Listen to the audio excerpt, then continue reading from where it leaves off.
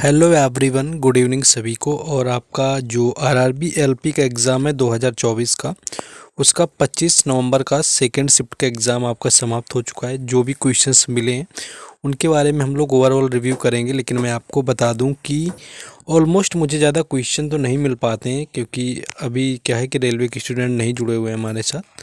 फिर भी मैं कोशिश करता हूँ, जो भी मिला हुआ है उसका हम लोग डिस्कशन करेंगे। पहला क्वेश्चन है कि साल 2015 में नीति आयोग की थीम क्या थी। तो यहाँ पर मैं बात करूँ, अधिकतम शासन न्यूनतम सरकार, इसका राइट आंसर था। ये थीम रखी गई थी नीति आयोग पर। नीति आयोग 1951 में आया हुआ, आपका योजना आयोग जो आया हुआ था, योजना आयोग को 2015 में समाप्त किया गया, यानी कि 2014 में ही समाप्त कर दिया गया था, और उसकी जगह 2015 से नीति आयोग की शुरुआत करी गई थी। और नीति आयोग योजना आयोग की जगह पर ही था, जिसके जो प्रमुख होते हैं वो प्रधानमंत्री होते हैं। ये चीज़ आपको याद रखनी है। तो यहाँ से आपका पूछा गया था नीति आयोग, ये आपका जो है संवैधानिक निकाय नहीं है। ये चीज़ भी आपको याद रखना है, क्योंकि ये पूछ लेते हैं कि आपका संवैधानिक निकाय है या फिर नहीं है। नेक्स्ट क्वेश्चन था कि साल 2024 में कितने खिलाड़ियों को अर्जुन पुरस्कार से सम्मानित किया गया था। तो 26 इसका राइट आंसर था, यानी कि 2024 में जो है अर्जुन अवार्ड जो पाने वाले खिलाड़ी थे वो 26 खिलाड़ियों को इसमें दिया गया था। तो ये आपको याद रखना है। 2023 के लिए आपको ओजस प्रणवील देवताले वगैरह को मिला हुआ था, 2023 में भी दिया गया था। हर साल दिया जाता है, स्पोर्ट के कैटेगरी में आपका ये दिया जाता है। ये चीज़ आपको याद रखना है। नेक्स्ट क्वेश्चन है कि चेतराम चौधरी को 2024 में कौन सा पुरस्कार दिया गया है। तो चेतराम चौधरी की बात करें तो पद्म श्री इसका राइट आंसर हो जाएगा, यानी कि चेतराम चौधरी को 2024 में आपका पद्म श्री से सम्मानित किया गया है, जो कि चौथा सबसे सर्वोच्च पुरस्कार होता है, यानी कि चौथा सर्वोच्च पुरस्कार होता है भारत सरकार की तरफ से। तो इसको भी याद रखना है। पहला आपका भारत रत्न आता है, दूसरा आपका पद्म विभूषण आता है, तीसरा पद्म भूषण आता है, और चौथा जो है आपका पद्म श्री आता है। तो ये आपका गोरखपुर के डॉक्टर रामचेत चौधरी को जो है काला नमक चावल में कृषि शोध के लिए आपका पद्म श्री से सम्मानित किया गया था। काला नमक चावल भी आपको याद रखना है, ये जीआई टैग भी इसको मिल चुका है। तो ये आपका कहाँ से रिलेटेड है, आपको ये भी बताना है। नेक्स्ट आपको आगे मैं बता दूं कि देखिए, इन क्वेश्चंस के पीडीएफ हम आपको टेलीग्राम चैनल और व्हाट्सएप ग्रुप दोनों में प्रोवाइड कराएंगे। उनके लिंक डिस्क्रिप्शन में दिए गए हैं। और आपको क्या करना है, वीडियो को ज़्यादा से ज़्यादा शेयर करना है, वीडियो को लाइक करना है, चैनल को भी सब्सक्राइब कर लेना है। नेक्स्ट आपका था कि नारकोटिक्स कंट्रोल ब्यूरो, यानी कि जो एनसीबी है, इसका महानिदेशक किसे बनाया गया। तो अनुराग गर्ग इसका राइट आंसर हो जाएगा। देखिए, चीफ जो नए बनाए गए हैं करंट अफेयर में, उनसे क्वेश्चन पूछा जा रहा है। जैसे कि आपका एसएसबी का भी पूछा जा चुका है, आपके फर्स्ट शिफ्ट जो आई थी उसमें एसएसबी का पूछा गया था। इसके बाद आपका अनुराग गर्ग पूछा गया, जो कि आपका एनसीबी के वर्तमान में बनाए गए हैं। तो ये आपको देख लेना है कि जो आपके हैं वर्तमान में इनके चीफ कौन बनाए गए हैं, जो भी फोर्सेस वगैरह हैं, इस चीज़ को भी ध्यान रखेंगे। नेक्स्ट क्वेश्चन है कि 1968 में जिन्हें पद्म श्री मिला और 2024 में पद्म विभूषण मिला हुआ था, उनका नाम क्या है।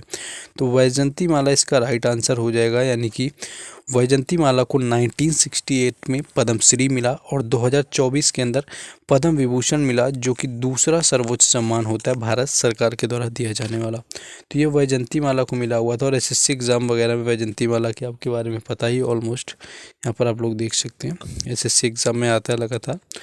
नेक्स्ट क्वेश्चन एक यहाँ पर ये था कि शक्ति का सूत्र पूछा गया था, इक्वल टू, यानी कि पावर का पूछा हुआ था, जो कि W/T होता है। यानी कि पावर क्या होता है, इक्वल टू W/T, यानी कि कार्य बटे समय, यानी कि वर्क अपॉन जो टाइम होता है, ये आपका होता है पावर का फॉर्मूला, जो कि पूछा गया था। शक्ति वह दर है जिस पर कार्य किया जा सकता है, ऐसे कार्य बटे आपका समय। अश्व शक्ति होती है, ये भी आपकी इकाई ही होती है। और वैसे तो अगर शक्ति की इकाई की मैं बात करूँ तो ये वॉट होती है, आपको याद रखना है। वॉट होती है, वो शक्ति का मात्रक होता है, फिजिक्स में आपको पूछा जाता है क्वेश्चन, इस चीज़ को याद रखना है। नेक्स्ट क्वेश्चन है कि दर्पण के वक्रता केंद्र पर जो वस्तु रखी जाती है उसका आवर्धक कितना होता है, यानी कि यहाँ पर M= पूछा गया है, क्या होता है। तो यहाँ पर दर्पण के वक्रता केंद्र पर जो रखी वस्तु होती है उसके अगर आवर्धक की बात करें तो M=-1 होता है। तो M=-1 होता है, जो कि आवर्धक होता है जाकर के दर्पण के वक्रता केंद्र पर रखी वस्तु का। ये चीज़ आपको याद रखना है। जब किसी वस्तु को दर्पण के वक्रता केंद्र पर रखा जाता है तो उसका जो आवर्धक होता है वो आपका -1 हो जाता है, यानी कि इसका मतलब है कि प्रतिबिंब वास्तविक उल्टा और वस्तु के समान आकार का होता है। नेक्स्ट क्वेश्चन है आपका कि जब चलती बस का चालक जो होता है यानी ड्राइवर होता है अचानक से ब्रेक लगाता है तो उसमें जो सभी बैठे यात्री होते हैं वो आपके क्या होते हैं कि आगे की दिशा में गिरने लगते हैं। तो ये आपका किस नियम के अनुसार होता है? तो ये आपका न्यूटन का प्रथम नियम होता है कि जब कोई चीज़ होती है जिसको हम लोग जड़त्व का नियम भी बोलते हैं, न्यूटन के प्रथम नियम के साथ साथ इसी को जड़त्व का नियम भी बोला जाता है। और इसके अनुसार क्या होता है कि जो चीज़ जिस अवस्था में होती है वो उसी अवस्था में बनी रहना चाहती है। मान लीजिए कोई फल है आपका लटका हुआ है, तो जब आप उसमें पत्थर मारते हैं तो वो टूट के गिर जाता है क्योंकि उसमें वेग लगता है और वो आपका आगे की तरह जाता है। वेग की वजह से पत्थर का जब आवेग उस पर काम करता है फिर टूटी, लेकिन एग्जैक्ट वो जो फ्रूट वहाँ पर लटका होता है वो उसी जगह पर बना रहना चाहता है। ठीक है, यही चीज़ बस में होती है कि जब वो आगे की तरफ जा रही होती है तो हमारा जो बॉडी होता है वो बस के वेग से आगे की तरफ ही जाने की कोशिश करता है। यानी कि बस की ब्रेक लग गई, हम लोग रुक जाते हैं, लेकिन जो हमारा शरीर गतिमान होता है वो आगे की तरफ जाता है। वो जड़त्व का नियम है, उसी अवस्था में बना रहना चाहता है, न्यूटन का प्रथम नियम। तो जब एक गतिमान बस में अचानक से ब्रेक लगाया जाता है तो इसमें बैठे यात्री आगे की दिशा में गिरते हैं। इसे न्यूटन के पहले नियम के द्वारा आपका वर्णन किया जा सकता है। तो ये क्वेश्चन आपका था। नेक्स्ट क्वेश्चन था कि एल्केनो, एल्कीनो और एल्काइनो का सामान्य सूत्र क्या होता है?